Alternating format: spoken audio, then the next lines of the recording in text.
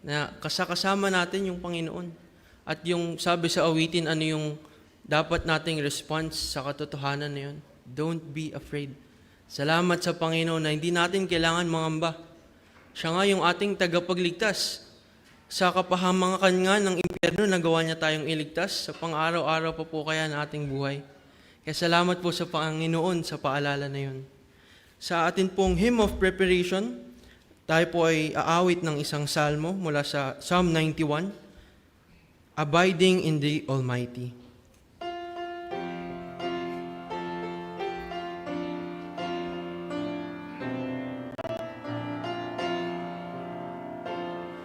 He who dwells within the shelter of Jehovah, God Most High, will abide in the Almighty, in His shadow safely hide.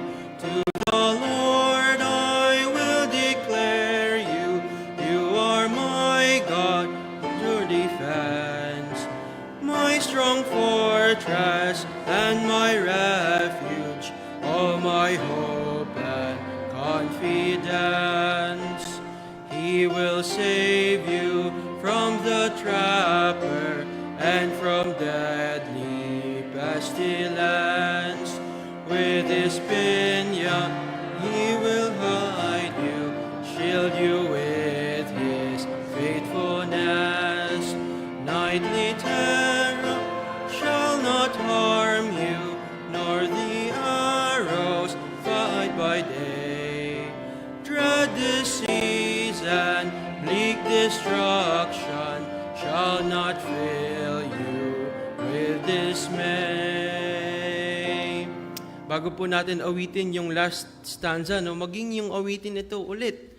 Napaalalahanan tayo sa pagprotekta sa ating ng Panginoon. Sabi, He will save you from the trapper and from deadly pestilence. And ano po yung response natin? Katulad sa awitin kanina, don't be afraid. At ano po yung isang response na pwede natin gawin?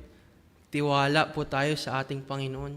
Nagawa nga natin siyang pagkatiwalaan para sa ating kaligtasan. Paano pa sa mga maliliit na bagay na nangyayari sa ating buhay? At yan po yung isang bagay na pwede nating ipagpasalamat sa Panginoon ngayong oras na ito sa ating pong pagsamba sa Kanya. Awitin po natin yung fifth stanza. Fifth stanza, abiding in the Almighty. Fifth stanza. I will save him, says Jehovah, for he knows and loves my name. I will set his soul in safety, lift him up from death and shame. When he calls me, I will answer, in distress be ever near. Length of days shall be his comfort, my salvation will appear. Ngayon naman po ay ihanda po natin yung ating puso't isipan para sa pakikinig po ng salita ng Diyos.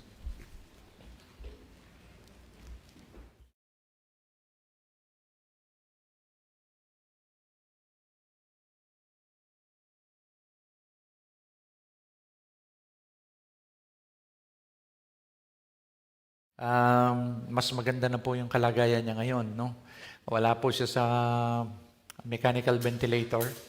At kanina, nag-send sa akin si Samuel ng video. At di ba kahapon, parang hindi siya nagre-respond.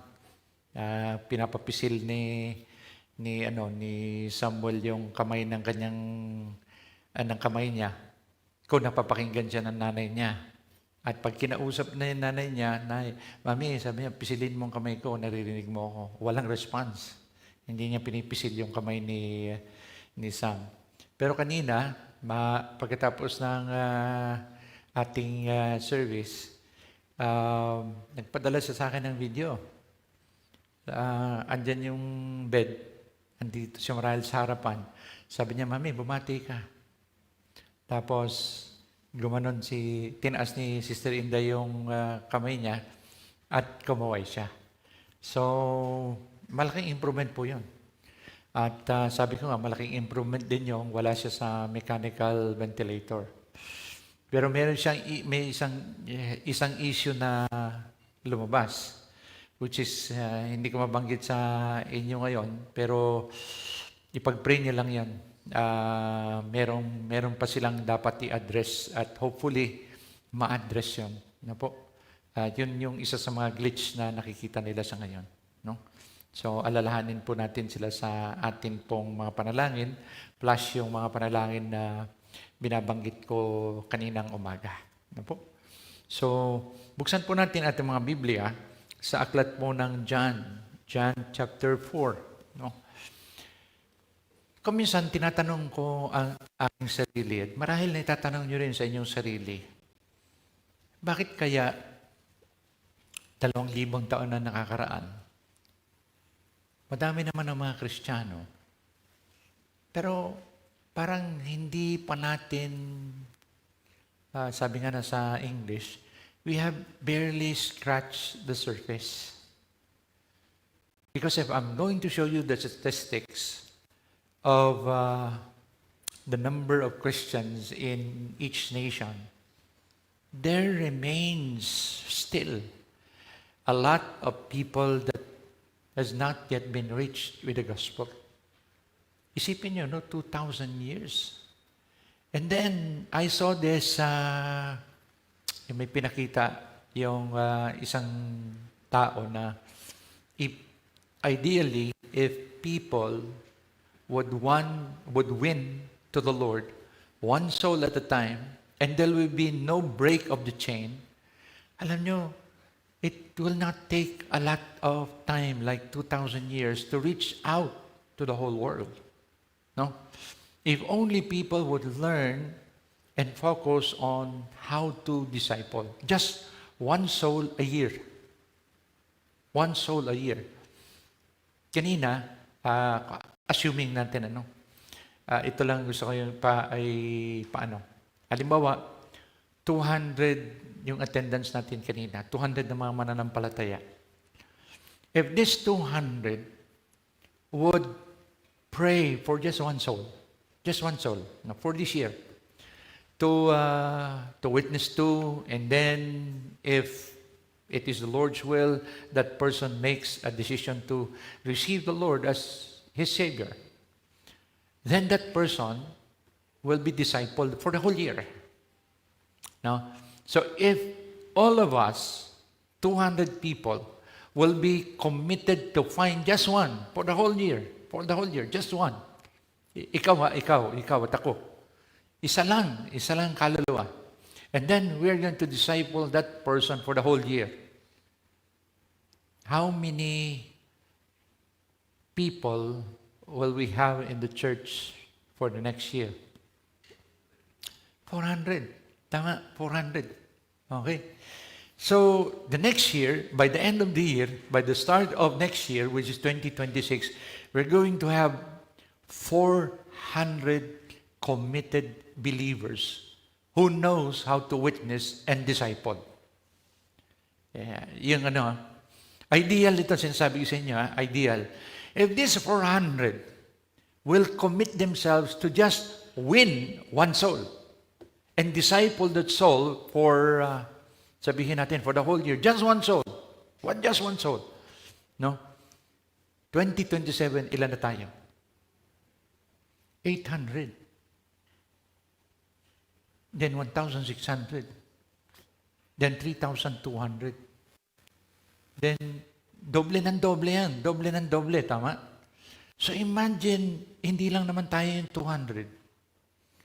Meron pang ibang mga churches, mas malalaki sila. Ang dami ng kongregasyon nila. 10,000, 5,000, one service. Imagine if all these Christians will have that mind to commit. No po? Will we not be able to reach out? But what is distracting us from fulfilling the great commission po? Kasi ano ba yung nagiging problema kadalasan ng mga mananampalataya? para hindi nila magawa yung mandato ng Panginoon.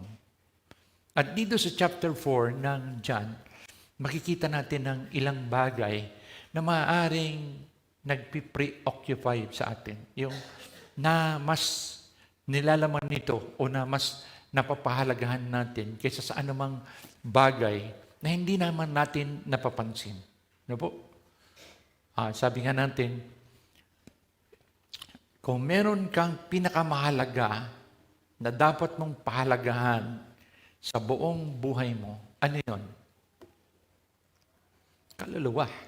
Tama? Kaluluwa, the souls of men. Why? Because sabi ng Biblia, what will a man gain? What shall a man,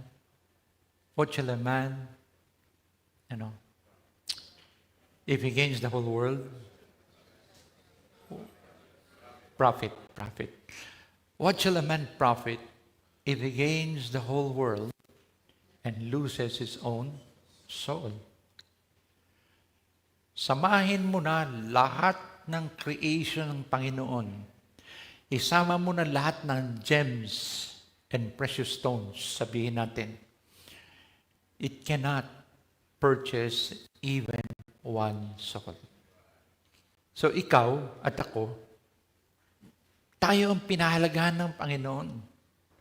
Ibig sabihin, sabi nga ni Ninoy sa 500, the Filipino is worth dying for. Ang Diyos, sabi niya, you are worth dying for. So if you are worth dying for, isipin mo, no? It will take the Son of God to purchase you from sin. How important are you going to be? How important do you feel you are when in the eyes of God? Sabi nga natin. So talagang mahalaga ka. Ang tanong lang is, yung bang kaisipan na yon na pagpapahalaga na binigay ng Panginoon sa mga kaluluwa, yun din ang pananaw mo sa bawat kaluluwa at yun din ang magiging focus mo para ibuhos ang iyong sarili doon. Kasi ang Panginoon, iniwan niya lahat ng comfort zone niya. Iniwan niya yung position niya. Nagkatawan tao siya and He was ready to suffer. Suffer what? In the hands of His creation. In the gruesome death that He has experienced just for you and me. At ang ano doon, Hebrews 2:9, and He tasted death for every man.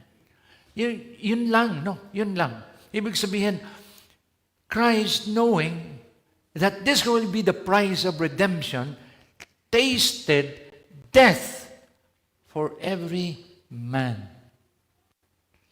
Can you imagine the pain, the extremity of the pain, the greatness of the suffering that He has to go through in order to make redemption available for each one of us? That is unfathomable. Immeasurable. Na po, na makikita natin.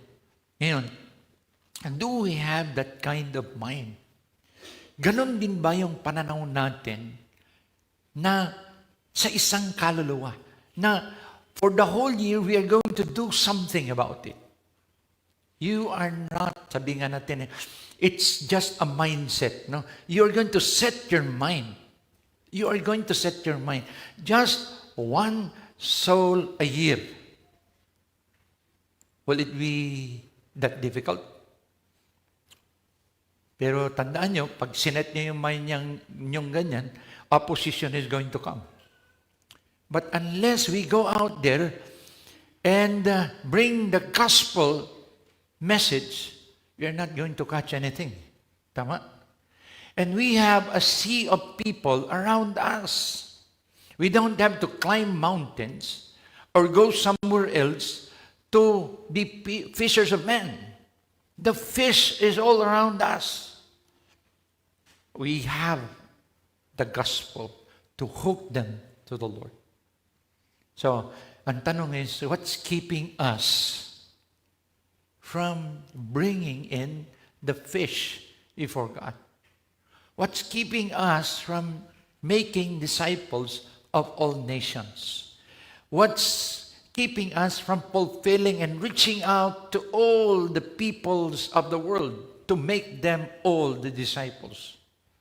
Because sabi ng Panginoon, the gospel shall be preached unto all nations, and then the end shall come.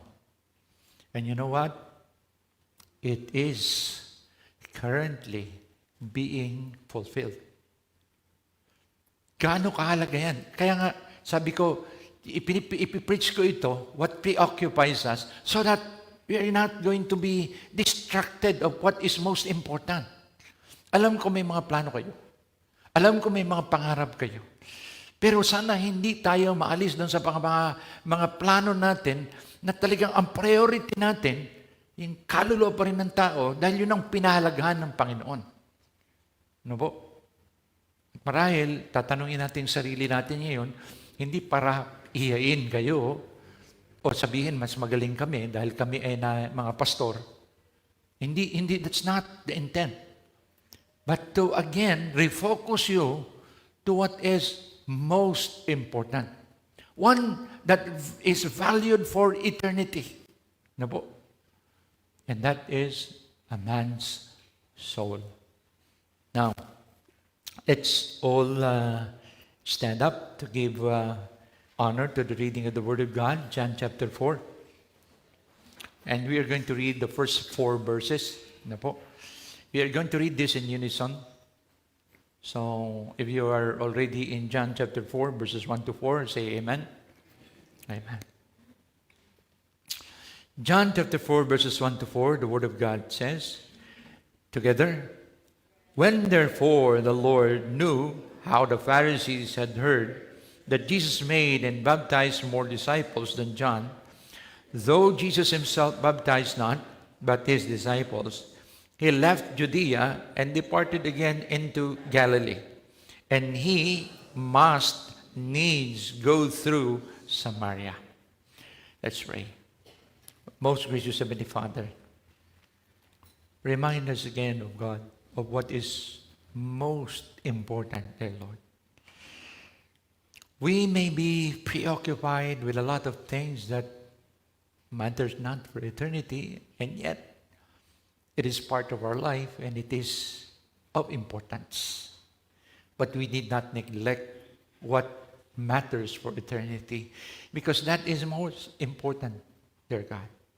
Something that we cannot lose, but if lost, cannot be recovered. And so, Lord, open our hearts again. Give clarity to our minds. That we may again, dear God, be focused upon what is most important in your heart. Because, Lord, each of us may have the master plan that we have in our lives, but we need to again discover the master's plan for our lives. We may not win the whole world and bring them at your feet, but Lord, one soul, just one soul matters. And Lord, you have saved us not to just sit down and look around and see people die and go to hell. You saved us so that we will be the clarions of your gospel, dear God. And may we, again, dear Lord, have that desire, that zeal to go out there and unashamedly preach the glorious gospel, the only hope of man's salvation, that is Jesus Christ, our Lord.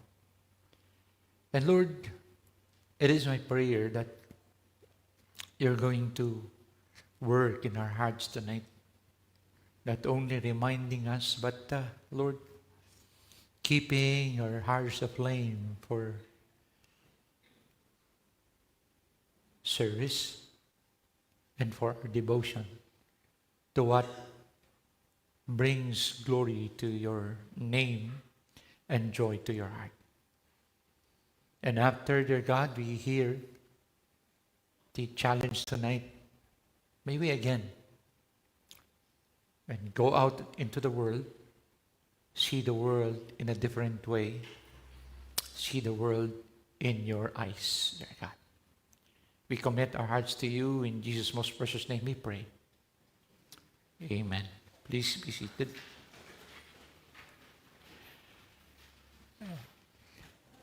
You are familiar with this narrative that the Lord must go through Samaria. So hindi ito nagkataon. Plinano talaga ito. No? Plinano talaga ito. Now, alam na natin kaninang umaga, there is an existing animosity between the Jews and the Samaritans. So the preferred route is to go down the side of Jordan and go up, going to Galilee. But the Lord is determined, He must needs go through Samaria. Can you imagine the objection that the apostles had to put up just to deter or prevent the Lord from going through Samaria, but it's not recorded. Tama? Kasi sabi nga natin hindi yan norm. It's not the norm of the Jews to go through Samaria. Kasi alam na nila, you are going into, sabihin natin, a place which is opposed to you. So, siguro, anong isipin nyo? Let's sabi nga natin, let's expand our sanctified imagination. So, sabi ng Panginoon, mga disciple, yung 12, sabi niya, Lord, saan tayo pupunta ngayong araw na ito? Sabi ng Panginoon, we must go through Samaria. Anong susunod na tanong nila? Why? Di ba? Why? Ngayon, pag binasa niyo itong account, wala namang ganong usapan. Pero ini-imagine nyo lang, since there is an existing animosity, that there will be a conversation between them. But the Lord prevailed because the Lord has a definite plan. Sinners needs salvation. Sabi niya, hindi yung mga magaling ang nangangailangan ng doktor kung hindi yung may sakit. I came to seek and to save that which was lost. And that is what He's going to do. So, kahit na marahil opposed yung kanyang 12 kasama, he must. So, intentional talaga ito, mga kapatid. Hindi niya ito yung nagkataon lang na naisipan ng Panginoon na, hindi, baguhin natin yung ruta natin. Dito tayo. He must needs go through Samaria because He has a plan in mind. He is focused on what? Reaching out to the lost Samaritans. How will it unfold? We don't know. But have you ever wondered that when He came to Samaria and sat at the well, all of the disciples went out to buy food. At naiwan siya. Ano ito po? Barkadahan? Parang isipin mo, no? Siguro yung iba nagsabi, Lord, tutuloy natin. Then cometh he to a city of Samaria, which is called Sychar, near the plot of ground that Jacob gave to his son Joseph. Now Jacob's well was there. Jesus therefore, being wearied with his journey, sat by the well, and it was about the 6th hour. There cometh a woman of Samaria to draw water. Jesus said unto her, Give me to drink. For his disciples were gone away unto the city to buy meat. Ba, naiiwan ng Panginoon, Isipin mo, pupunta sila doon sa Samaria, pagkatapos adversarial yung lugar, tapos maiiwan, nag-iisa yung Panginoon. Na-imagine nyo ba na baka makrusundahan nila ang Panginoon, bugbugin siya? Dahil nag-iisa siya. Can you see the danger or the possibilities that are going to happen? Because it will appear in the conversation that the Jews has nothing to do with the Samaritans. Even talking to a Samaritan, parang hindi norm ng isang Jew na gawin yon. So, nagtataka ka, bakit sila umalis? Yung plano nila, iba sa plano ng Panginoon. What are they preoccupied with? Food. Tanghalian. Di ba? Anong sabi dito? Anong time? Sabi niya, then he cometh to a city of Samaria, which is called Sychar, near the plot of ground that Jacob gave to his son Joseph. Now Joseph's well was there. Jesus, therefore, being wearied with his journey, sat by the well, and it was about the 6th hour. O, anong oras? 12:00. 12:00. 12:00 ng tanghaling tapat. At doon siya sa tabi ng well. Sabi ng mga disipulo niya, iwan ka muna namin dyan, pupunta kami, bibili kami ng pagkain. Ano yung sako-sakong pagkain? Bakit kailangan sila lahat? Hindi nila naisip na itong lugar na ito, hindi magandang lugar. At yung lugar na yon, ang pangalan Sychar. Anong ibig sabihin ng lugar na Sychar? Lugar ng mga lasinggero. Ang ganda nga nung ano nito kasi sukar eh. Ano ba nangyayari kapag manginginom yung tao? Huwag na kayo mag-isip. Yun na yung susunod, no? So, itong lugar na ito, katulad ng sinabi ko nung kaninang umaga, hindi magandang reputasyon. Itong babaeng ito na hindi pa nakakilala ng Panginoon, we will eventually know her lifestyle. Pero what is preventing us and them? They perhaps never thought of. Because something else is occupying their minds. What is that? Meat. Sabi nga ng isang manunulat, sabi niya, pinapakain tayo ng lupa. Lahat ng pagkain, kinukuha natin sa lupa. Sa bandang huli, tayo naman ang kakainin ng lupa. May may point yun, Pero, isipin nyo, paggising nyo sa umaga, tanungin natin ng mga bata, bakit ka nag-aaral? Ba't ka nag-aaral na mabuti? Para sa iyong kinabukasan, maging maganda ang iyong trabaho, masustain mo at masuportahan ang iyong buhay. Para gumanda ang sweldo mo, makapagpagawa ka ng bahay mo, mabili mo yung gusto mo. Di ba? Tama po? In order to earn a living. Pero hindi eh. It becomes, you are now living to earn. Tama?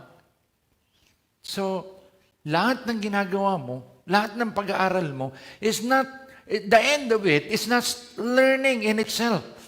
You are studying in order to land on a job which will feed you for life. Tama na po. So, we labor for meat. Most of what we do is leading to survival. And that's not evil in itself. Sabi ng Biblia, kung hindi ka magtatrabaho, if you don't work, you don't eat. Tama? So kasama na sa buhay natin that we have to work so that we will be able to support ourselves. Tama? But not to the point of worry. Kasi sabi ng Panginoon, yung mga ibon, nagtatanim ba sila? And yet kumakain sila. Yung mga bulaklak, tingnan nyo, ang gaganda ng kulay nila. Pero hindi naman sila namamroblema sa damit. Diba? So sabi ng Panginoon, huwag din kayong mamroblema sa mga bagay na ito. No? Pagtrabahuhan nyo ang mga bagay na pang walang hanggan. Yung hindi yung dito lang sa mundo mananatili. pinapaalalahanan tayo ng Panginoon. Labor not for things which moth and rust doth corrupt, and where thieves break through nor steal. Di ba? But labor for things that moth and rust will not corrupt, and thieves will not break through and steal. For where your heart is, for where your treasure is, there will your heart be also. Sa sobrang occupation pag-occupy natin sa kakainin natin, pag-aaralin natin yung mga anak sa mga, lahat kasama yan eh. Nakakalimutan natin kung ano yung importante. Yung mandato ng Panginoon na sinasabi niya, and ye shall be witnesses of me. Kaya I'm stressing in chapel, whenever I preach, sinasabi ko, you are a Christian first before you're anything else. What is a Christian? A Christian is a follower of Christ. And Christ is Lord of his life. And if Christ is Lord of his life, then before a person does something, he asks the Lord. He is now going to work and do the bidding of his Lord. Kasi binibilang niya ang sariling tagasunod ni Kristo. Masama ba sa mga taong ito na sila ay kumain ng tanghalian? Hindi. Pero pinapakita natin dito, they missed something. No? They could have witnessed how the Lord witnessed to this woman at the well. They missed the opportunity to learn on how to reach out to sinful men. Because they are occupied with what? With seeking out for food. Sa panahon na ito, sabi ko nga, may mga realities tayo na matatama sa isip natin eh. If that is only what we seek. And we don't think of what we have as an investment for eternal things.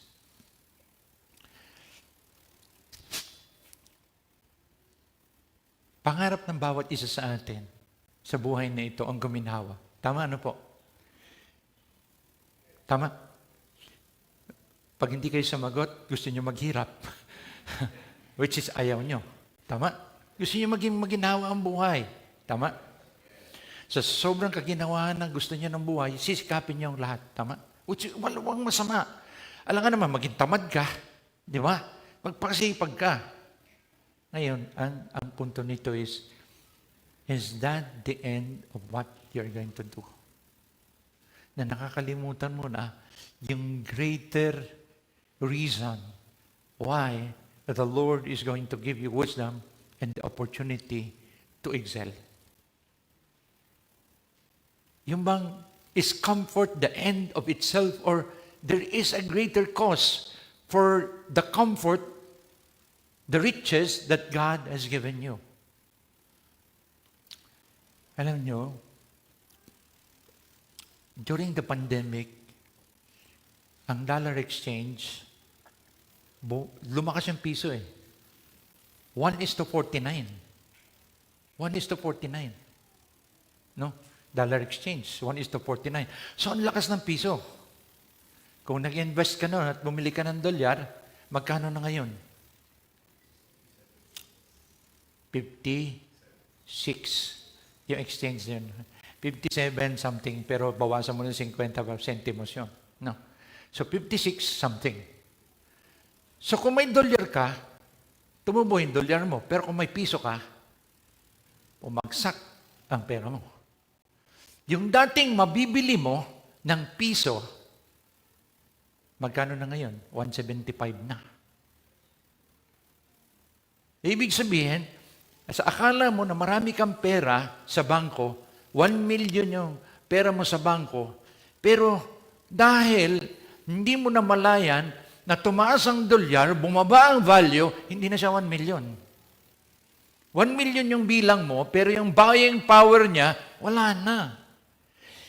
You do not realize that you are missing the opportunity to invest for something that will last for eternity.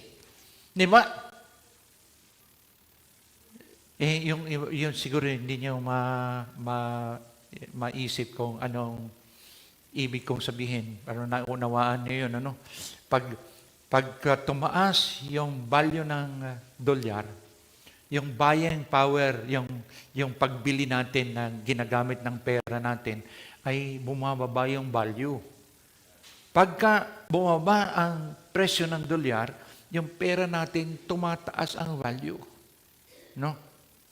Pero ganoon pa man, hindi mo nararamdaman dahil akala mo, yung 10 piso mo, 10 piso pa rin ang nabibili. Hindi. Yung 10 piso mo, ang mabibili na lang niyan ay 750 na hindi mo nalalaman dahil tumaas ang value ng dolyar. So, lugi ka na ng 250 na hindi mo namamalayan. Kung dolyar na yung pera mo, sige, okay, tumaas. Di ba? Hindi mo malayan, paano kung ginamit mo sa gawain ng Panginoon? Hindi mo nahawakan yung kinita, pero isang kaluluwa ang naligtas. Sa ibinigay mong 10 piso, sa binigay mong pambili ng trucks, sa binigay mong pambayad sa ganito, sa binigay mong silyang inupuan ng bisita, hindi mo na malayan na itong mga bagay nito ay gagamitin ng Panginoon. Tama? May mga tao na pumasok sa oy, ang linis ng church nila, ang liwanag ng church nila. Ito si Pastor Pepe Cabahar, kilala natin yan, no? Pastor Pepe Cabahar, pastor sa Ilagan Baptist Church. Nung nagsisimula sila, sa isip niya, nilagay niya na sa isip niya na pagka gumawa kami ng church building, ila-light up ko yan. Gagandahan ko yung fine arts kasi siya, no? So, ang ginawa niya, para bang nag-kick in yung niya ng advertising, ginawa niya, maliwanag. Pagkatapos yung signage niya, pinaganda niya yung signage niya. Pinaganda niya yung signage niya. No? Pagkatapos, sa gabi, may ilaw yung signage niya. Maliwanag din yung church niya. Ngayon, kwento niya ito Ganun ang ginawa niya, nag-invest siya. May napadaan niya yon na mayroong hardware. Ang unang nakita nung nasa hardware, yung sign. Sabi niya, ang ganda nitong sign, ang liwanag nitong sign. Sino kayang gumawa nito? Tanungin ko kaya si pastor. Di umanon sa church, tinanong niya. Ang sabi ni Pastor Pepe, ako yung gumawa niyan. Ang ganda, sabi niya. Ang ganda. Meron akong hardware. Gusto ko sana na kung maaari, i-design mo ako ng ganyang sign. Saan papasok yung investment? Sabi nagkakilala sila, sa madalit salita, itong may-ari ng hardware na ito, nakapag-Bible study sila, na-win niya sa Panginoon, at naging member nila. At dahil may hardware ito, isa ito sa mga naging supportive sa kanilang church. You see, simple lang yan, di ba? Sabi nga niya, kaya yung binibigay nyo, pambayad sa kuryente, huwag niyong isipin na ito hindi makakatulong sa mapupuna ng mga tao para sila ay lumapit sa Panginoon. No? Mga simpleng bagay na hindi natin napapansin. Sa La Loma, nung kami nagtayo sila ng second floor. No? And pag akit namin doon sa second floor, naalala mo, Brother Edwin? No. Tapos, ito yung hagdan. Pag ganyan yung hagdan, merong mataas kasi yan, kaya hindi mo papapansin no? May nakaupo dito sa gilid. Yung, tawag dito? Anong tawag yan? Yung sakit? Napolyo. So doon siya nakaupo sa may puluhan ng barandilya. So mamaya, pag-akyat mo, bigla may gaganyan na kamay. Magugulat ka ngayon. Tapos kakamayan, nakangiti eh. Kakamayan kang ganon. No, welcome to LBC. No? Yan lang gagawin niya. Yan lang gagawin niya. Oh, natatandaan nila Brother Benedict yun. Pupunta sila doon. Hindi naman araw-araw na gano'n kami nandoon. Ano? Pero nakakatuwa. Pero alam niyo, ilan na nakapansin noon. Na, uy, doon sa, di ba ina-advertise nila? Alam mo, doon sa napuntahan namin, Diyos, na-interest na sila. Ngayon gusto nila makita yung tao. At dahil gusto nila makita yung tao, uma-attend sila doon sa church. May ilan sila na nakakakilala sa Panginoon. So don't ever think that simple things will not be used of God to bring souls to Christ. It doesn't have to be big. But ano nangyayari sa atin? We're so preoccupied of self-aggrandizement. Ang lalim ng English, ano? Ibig sabihin, self-service. Ito, kailangan kong abutin to. Kailangan kong gawin to. Kailangan kong gawin to. Pero ang nasa isip mo is, guminawa yung buhay mo. Wala kang nasa isip na, gagawin ko to, i-bless ako ng Panginoon, at habang ginagawa ko to, I'm going to reach out for souls. Think, what preoccupies you that takes you away to think of souls which matters for eternity?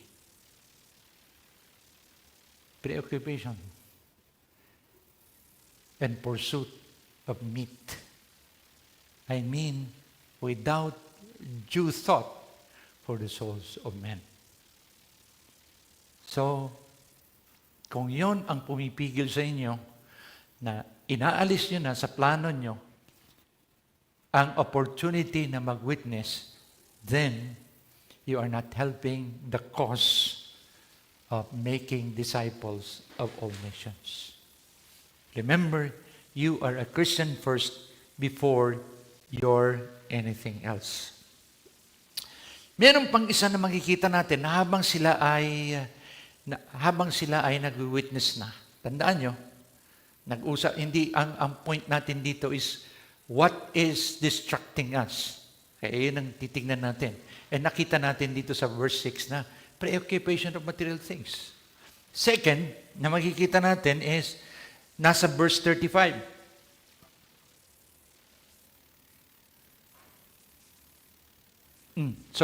Verse 27. Verse 27.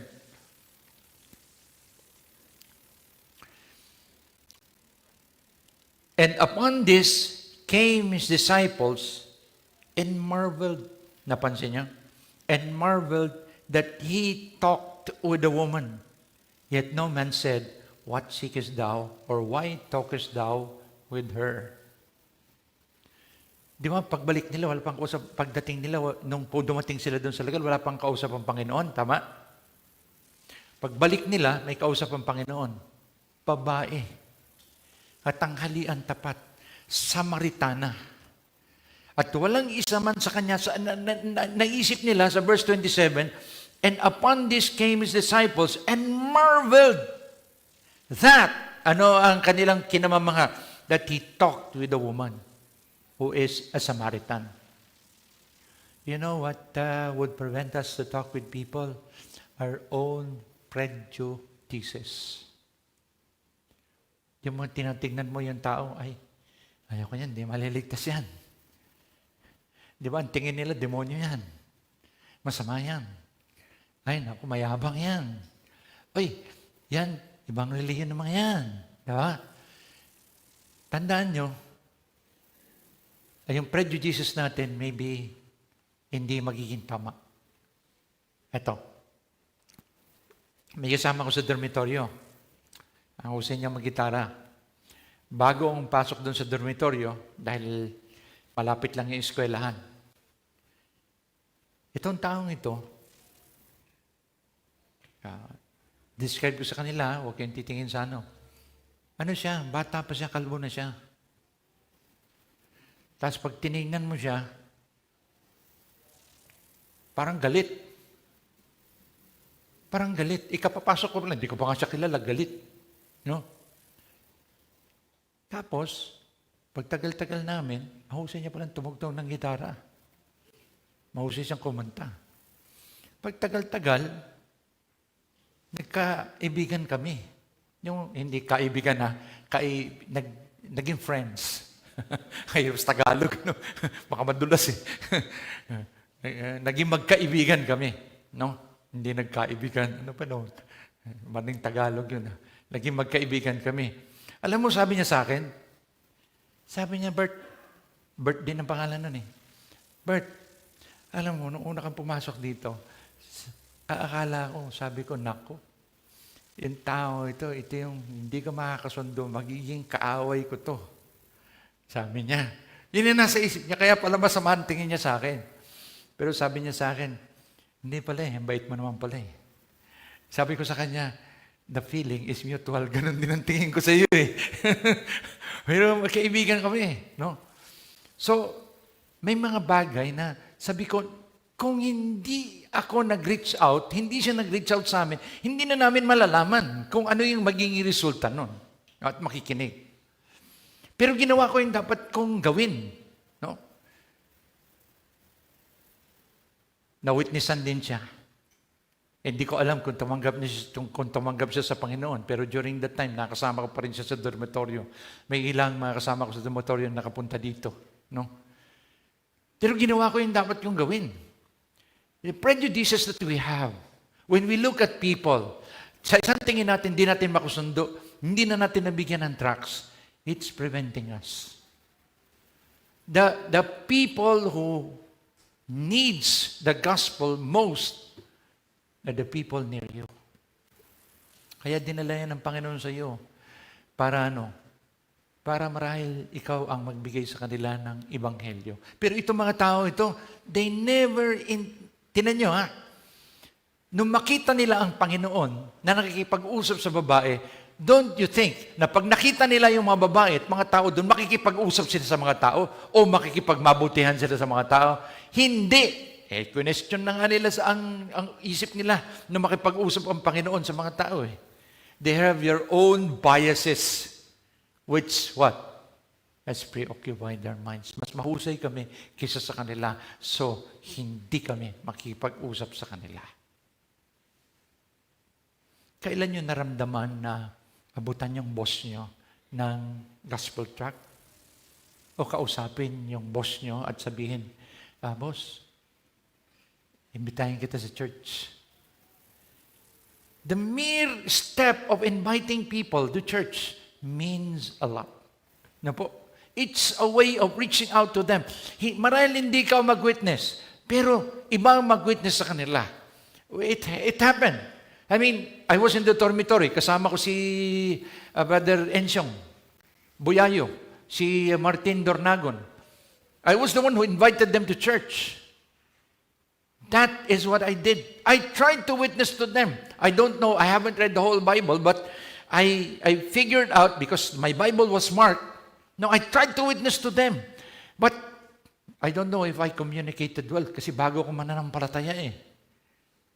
No? Pero someone in this church sat down with them and witnessed to them. Naging part sila ng ating church. You may not know them, but that was in the 80s. No po? So, nasaan na sila? Hindi ko alam. Si Brother Ensyong nandun na sa Cotabato. No? Si Brother Martin Dornagon, nandun sa Lagawe. Kung hindi ako nagkakamali, nandun siya sa Lagawe. So, itong mga taong ito, na-reach out natin. No? Kasi we made a step to reach out to them. Hindi natin akalain kung sino yung makakausap natin na siya pala ang gagamitin ng Panginoon para sa iba. But we have to be sensitive to reach out to them. Do not be preoccupied with your prejudices and your bias. Souls are souls. We need to reach out to them. The Lord, knowing that the earth is a rebellious planet,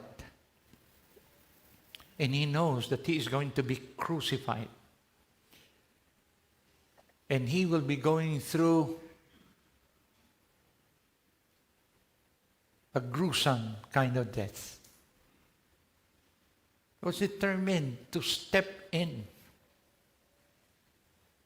get out of his comfort zone, and die in the very hands of his creation.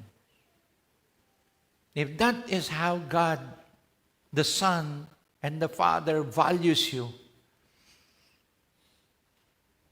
what in the world are we doing now? Are we too preoccupied with meat and all these things in life? Are we so preoccupied with our prejudices so that we can fulfill the mandate?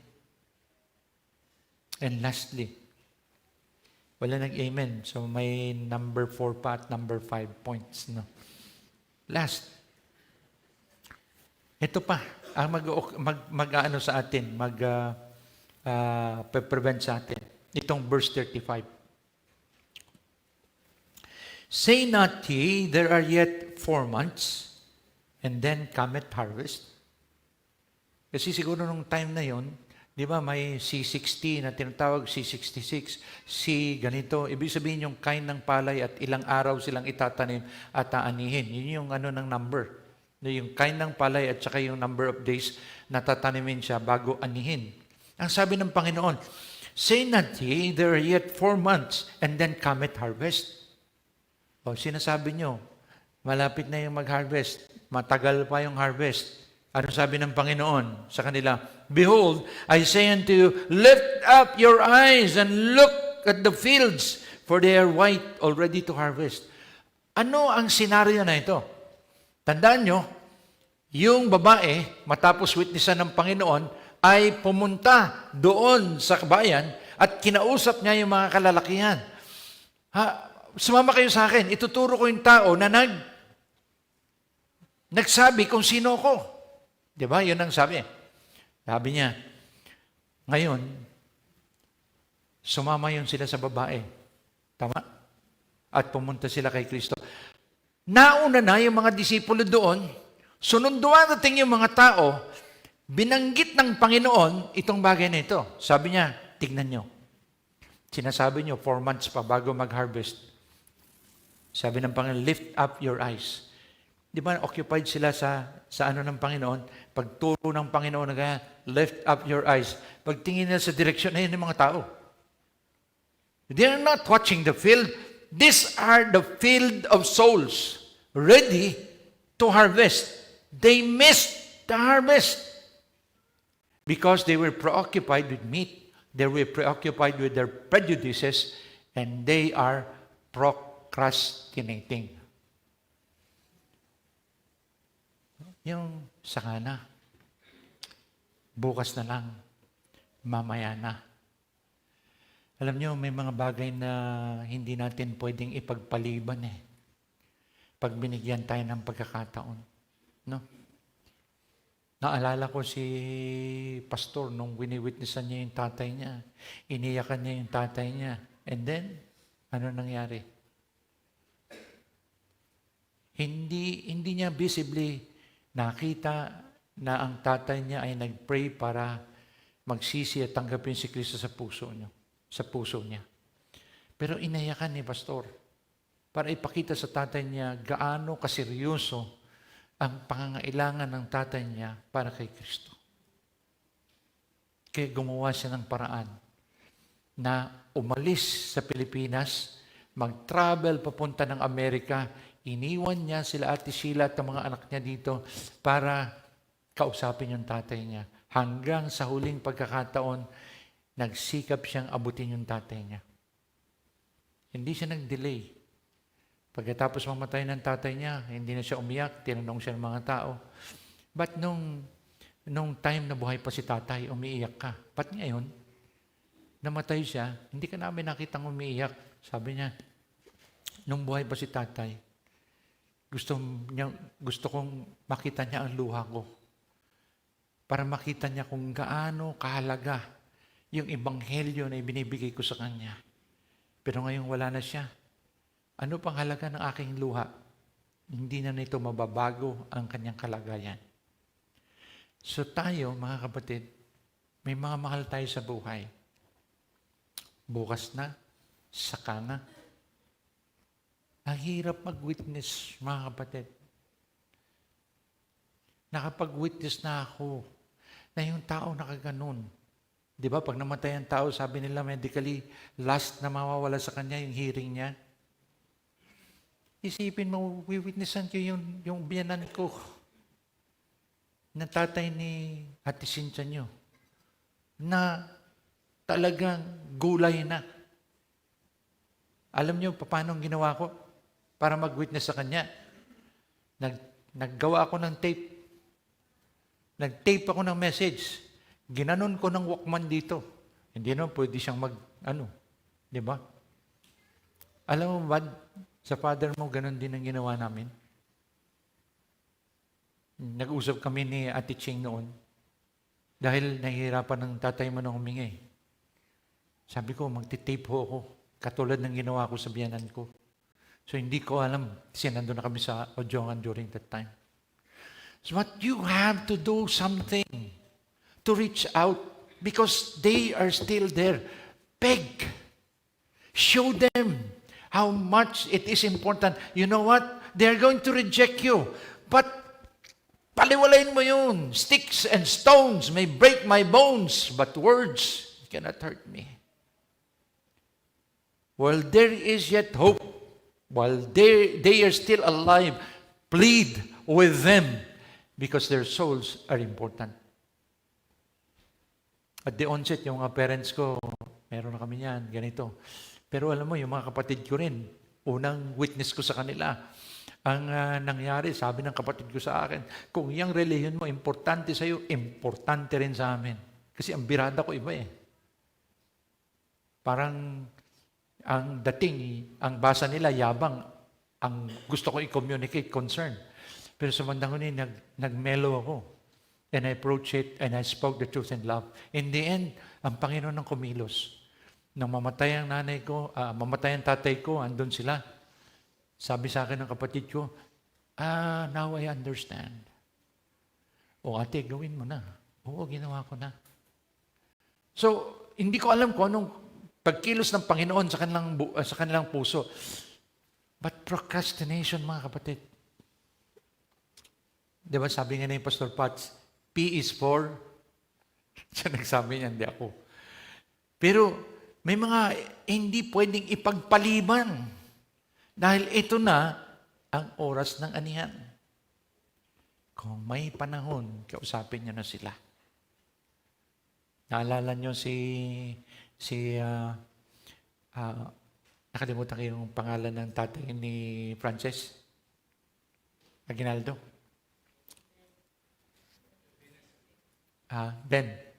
Benny. Tama? Benny. Tama? Ebenezer Aguinaldo. Ang asawa niya siyempre si Sister Jing Lucero Aguinaldo. Sabi niya, Pastor, tumawag sa akin, Pastor, si tatay ko nasa ICU. May nangyari sa kanya. Uuwi kami ngayon ni Benny at Pastor, pag-pray mo na ma-witnessan namin siya. Kasi hindi nila alam, pagdating na doon, pakawala na eh. Hindi nila alam kung may pagkakataon pa sila ma-witnessan eh. Hindi ba yung, pag nasa kabaong na, sasabihin mo, sana na-witnessan ko. Hindi natin trabaho ang kumbinsihin o makumbinsi ang puso ng tao. Ang trabaho natin magtanim ng ebanghelyo, alagaan yung natanim, pero yung bunga ay sa Panginoon. So, ano yung tatlo na humahad lang sa iyo? Out of focus. You're preoccupied with things. Food, shelter, and clothing. And your mind is set to make your life comfortable at the expense of the Great Commission. Something that will last for eternity. The souls of men. Second is your prejudices. Ayaw ko kasi ganun yan. Ayaw ko kasi ganito yan. Mga kapatid, If there is a reason why the Lord is not going to come here on earth, because of our rebellion. But for God so loved the world, He gave His only begotten Son. What are you willing to give in exchange for the salvation of men? And third, and last, what's keeping you from witnessing when you don't know when the life of that person will end, or if you're going to have an opportunity to talk to that person again? Let us not wait for that time. Let us not wait for opportunities to come. Let us make opportunities happen. Souls, souls, souls. Let's pray. Panginoon, kami po'y lumalapit sa iyo. Hindi namin maitatakda kung kailan maliligtas ang isang tao o maikakalendar ang kaligtasan ng isang tao. Pero Panginoon, napakinggan namin what's preoccupying us. Panginoon, ngayon, O Diyos, sana magkaroon kami ng objective. Not so grand objective, but objective to just witness to one soul. And if you're going to give us the opportunity to disciple that person, Lord, that will be one of the greatest joys that you are going to have. One soul at a time. Even one soul a year. If all of us will have that kind of mindset, Lord, we are not going to fit in this building in a year's time. But needless to say, dear God, that will be a wonderful problem to solve. Because, Lord, you will give us the solution. So, Lord, I pray that you're going to create a heart like yours, that will yearn for the salvation of souls, that we will leave our comfort zone. Bring this as more important than our own ambitions, to set aside all our prejudices, and Lord, to make opportunities rather than wait for it. May we, dear God, reach out to souls. We commit our hearts to you, dear God. In Jesus' most precious name we pray. Amen.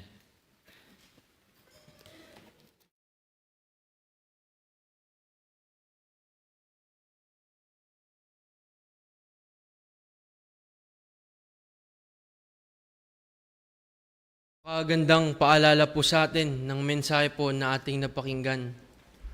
Yung mga rason natin sa ating mga sarili, bakit natin hinahadlangan yung sarili natin na magbahagi ng salita ng Diyos, ng Ebanghelyo sa mga tao. Ngayon po, ang tanong sa bawat isa sa atin ay ano yung response natin sa katotohanan na ating napakinggan. At ako po, naniniwala ako na importante na tayo sa sarili natin ay maglaan ng oras para mas kilalanin pa yung Panginoon sa ating buhay. Kasi kung magkakaroon tayo ng puso, katulad ng puso ng Panginoon, kung magkakaroon tayo ng isip, katulad ng isip ng Panginoon, tsaka lang natin may kita gaano kaimportante yung kaluluwa ng isang tao. Tsaka natin may kita, maintindihan yung buhay na meron tayo. Ano sabi? It is but a vapor. Doon natin may kita gaano ka-importante na magawang magtiwala ng isang tao sa Panginoon. And sa atin pong mga mananampalataya, sa atin pong pag-awit ng ating huling awitin na For Me to Live is Christ, sana ito yung maging panalangin natin sa Panginoon ngayong gabi na to. na tunay na yung pag-pursue sa Kanya, yung ating naisin sa araw-araw ng ating buhay. Katulad po ng aking nasabi, tsaka lamang kung tayo ay merong katulad na puso at isipan katulad ni Kristo, doon lang natin magagawang maintindihan yung kahalagahan ng isang kaluluwa. Awitin po natin yung una at pangalawang stanza ng awiting For Me to Live is Christ.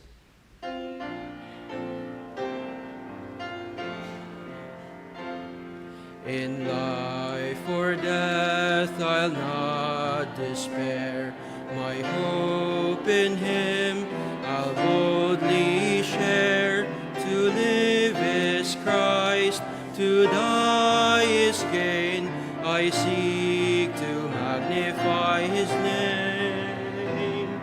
For me to live is Christ, for me to live is Christ, pursuing Him, my highest prize.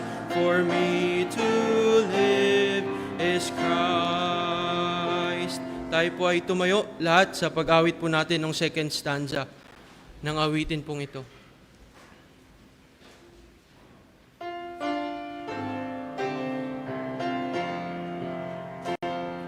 He came to earth in servant form, to bear the cross, the shame, the scorn.